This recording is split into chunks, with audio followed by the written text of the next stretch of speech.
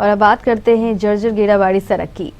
कटिहार से गेड़ाबाड़ी जाने वाली सड़क आज जिले की दूसरी सबसे प्रमुख सड़क है, लेकिन पिछले कुछ वर्षों से इसका हाल बेहाल है। इस सड़क में गड्ढे नहीं हैं, बल्कि यह सड़क ही गड्ढों में है। गड्ढे भी इतने भयानक और विशालकाय कि बड़ा से बड़ा वाहन भी पलक झपकते ही पलट जाए। इन गड्ढों के सामने छोटे मोटे वाहनों की कोई बिसात ही नहीं। गड्ढे तो गड्ढे, इन गड्ढों से उड़ती धूल भी लोगों की परेशानियों का बड़ा कारण बनी हुई है। सरकार द्वारा लगभग 1 वर्ष पूर्व ही इस सड़क के जीर्णोद्धार का कॉन्ट्रैक्ट पटना के एक ठेकेदार को दे दिया गया था। पिछले अप्रैल से सड़क का निर्माण कार्य भी प्रारंभ हुआ, लेकिन काफी धीमी गति से। 9 महीने बीत जाने के बाद भी इस सड़क का 1/4 कार्य भी नहीं किया गया है। स्थानीय मुखिया की माने तो नाले के निर्माण कार्य को भी ठेकेदार आधा अधूरा छोड़कर भाग गया है। कटिहार गेड़ाबाड़ी सड़क पिछले 2 वर्षों से जर्जर अवस्था में है।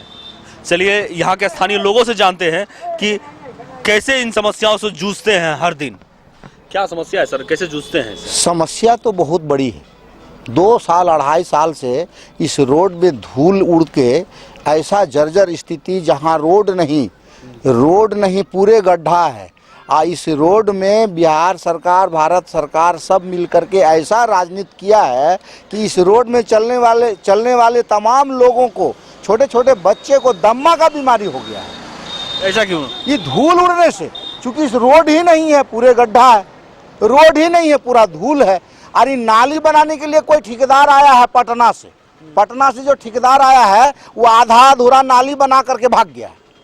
आधा अधूरा नाली आप देख सकते हैं कि किस तरह से नाली बनाया है, और नाली बना के छोड़ दिया और भाग गया। कोई काम नहीं कर रहा है और कोई काम का विकास नहीं है, और इतना स्लो है कि इस काम में 5 साल में भी पूरा नहीं होगा।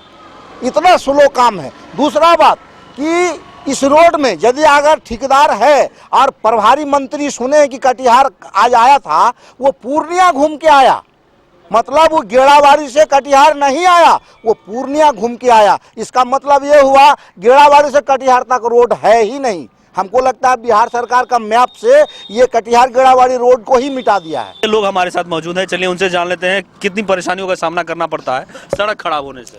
जी, सड़क का स्थिति जो है बहुत ख़राब है। हम लोग तो हमेशा रोड पे ही चलते हैं, लेकिन इतना स्थिति जो है ख़राब है कि कभी कभी ऐसा लगता है कि गाड़ी जब बगल से क्रॉस होती है तो आने वाला जो गाड़ी है उसको दिखाई नहीं देता है। इसके चलते जो है कई बार दुर्घटना भी हो चुकी है, और रोड का स्थिति बहुत ख़राब है। यहाँ के लोग, पब्लिक बहुत परेशान है। हम लोगों को अब ये लग रहा है कि ये गांव छोड़ करके हम लोगों को कहीं दूसरी जगह जो है घर बनाना पड़ेगा, ऐसा स्थिति हो सड़क के कारण। जी, सड़क में धूल, चूँकि हम लोगों का गांव जो है बिल्कुल सड़क से सटा हुआ है और पूरा एकदम घर के अंदर धूल घुसती है। इससे हम लोग काफ़ी परेशान हैं।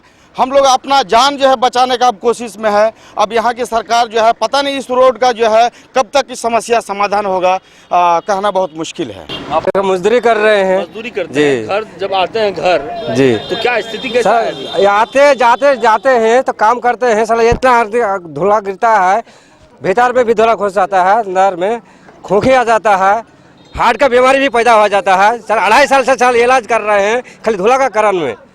क्या सड़क पूरा गड्ढा हो गया? पूरा गड्ढा है सर, कभी कभी गिर भी जाता है गड्ढा में। तो एक्सीडेंट भी होता होगा? एक्सीडेंट सर क्या है, यहाँ से देखे काला हो गया। गाड़ी एक्सीडेंट होता है? गाड़ी भी एक्सीडेंट होता है सर, बहुत अंदर में गड्ढा में। कल जब प्रभारी मंत्री रामनारायण मंडल सड़क के रास्ते कटिहार आ रहे थे तो उन्हें भी इस जर्जर सड़क के कारण काफी दिक्कतों का सामना करना पड़ा। अंत में उन्हें भी 30 किलोमीटर अधिक लंबा रास्ता तय कर पूर्णिया के रास्ते कटिहार आना पड़ा। जब उनसे इस सड़क के जीर्णोद्धार के बारे में पूछा गया तो उन्होंने जल्द से जल्द इस सड़क का जीर्णोद्धार हो जाने की बात कही। बड़ा सवाल था यहाँ। एक पिछली बार आप लोगों ने गेड़ाबाड़ी एक सड़क के बारे में, उनके अधिकारी आए, उनसे मैंने पूछा कि ये मैंने इसलिए उनका उदाहरण दे दिया कि पिछला, और आज भी मुझे अनुभव है उनके कारण 30-40 किलोमीटर की दूरी अलग से जिला को दूसरे जिला को तय करते हुए तब मुझे यहाँ आना। उन्होंने प्रॉमिस किया है कि जल्द से जल्द निर्माण का काम पूरा करा लेंगे। उन्होंने जो समय सीमा दिया है उसको मैंने कहा कम अवधि में इन कार्यों को पूरा करना है, ये बात है। उधर एमएलसी अशोक अग्रवाल ने फोन पर केबीसी न्यूज को बताया कि पटना के ठेकेदारों द्वारा इस सड़क का निर्माण कार्य किया जा रहा है, जो आगामी जून तक पूरा कर लिया जाएगा।